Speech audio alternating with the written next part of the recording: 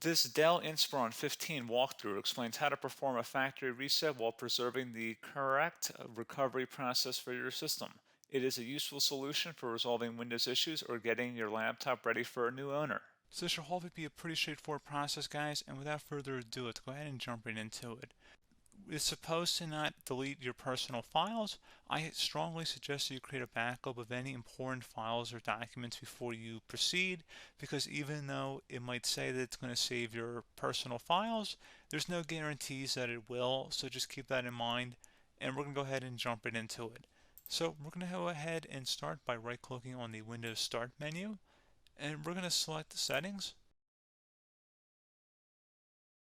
You want to select System, and then on the right side, scroll down until you get to Recovery, Reset Advanced Startup Previous Version of Windows. Go ahead and open that up. So we're going to start by going underneath Recovery Options, reset this PC, choose to keep or remove your personal files, then reinstall Windows. Go ahead and select Reset PC. Underneath Choose an option, Keep My Files removes apps and settings but keeps your personal files. Now, like I said, there's no guarantee, but you still want to create a backup, but we are going to select that for today's tutorial here. And it's going to ask how would you like to reinstall Windows. I usually do a local reinstall, so that's what I'm going to select. And current settings is going to reinstall Windows from this device, and then we're going to select next again. This shouldn't take too long here, guys. And resetting will change settings back to their default, keep personal files, reinstall Windows from this device, remove all apps and programs, and you can also view what apps will be removed.